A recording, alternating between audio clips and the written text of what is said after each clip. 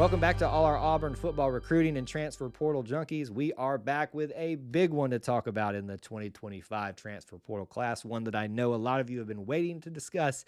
It's officially here, the 14th edition on the offensive side of the ball, and a wide receiver. Let's get into it and talk about him, the facts that you need to know, and what it means for Auburn football. But first, before we do all that, we want to welcome you back here to E2C Network, where we share the Auburn experience. My name's Kyle. If you don't know me, I would encourage you to follow, subscribe on whichever platform you're on.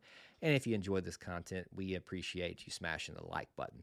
Let's dive into it. This has been a much anticipated addition to the class, not just by Auburn, but by all of college football, as probably one of the most coveted people on the offensive side of the ball at the wide receiver position from Georgia Tech.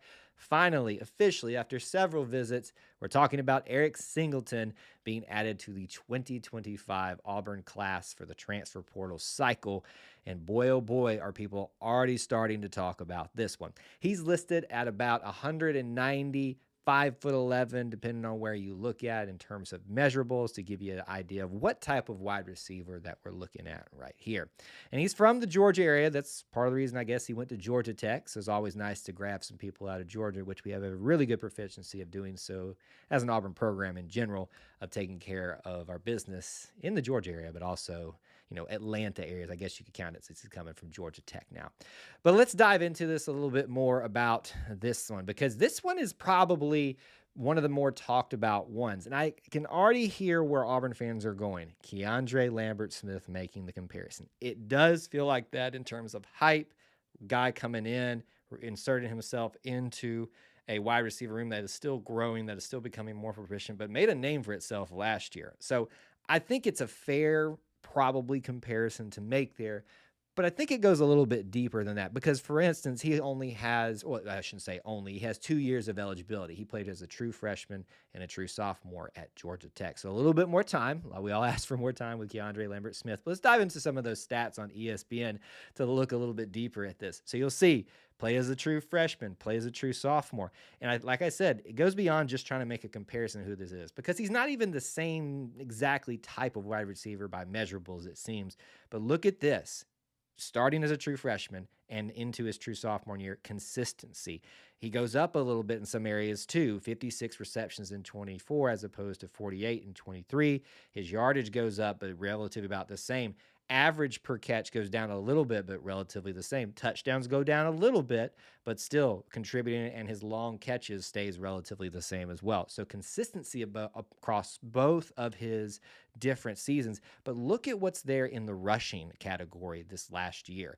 Got more involved and more effective, especially in being contributed, also having a rushing touchdown there. So if we're going to play the comparison game in just terms of measurables and how he was utilized, I think this last year indicates you might see, probably not a fair comparison completely, but the name Anthony Schwartz popped into my head. Definitely seems like he is a weapon worth having here, and you can understand why everybody else wanted him too. So now let's get into what it means for Auburn football for him. We'll start on the class side of things, the transfer portal class. This would be the 14th edition overall in this class at this point. This would be the second wide receiver, and I'm trying to remember in my head. It was probably something like the 7th edition on the offensive side of the ball, but that's kind of the number breakdown for the class thus far after this commitment, at the time of his commitment. But what does it mean for playing time? What does it mean for him, for Auburn football? Certainly, you can't ignore the talent that Auburn brought in last year in the young player category, the Freeze 4. They have already started to make a name for themselves and will continue to do so. Horatio Fields factors in this. They've lost a few other people as well. So there's definitely room to have someone else in here. But the question becomes, is he going to start? I think we can all look at the hype around this guy and expect him to have a good chance to start, maybe opposite of a Cam Coleman type of thing, even though they are two different type of wide receivers.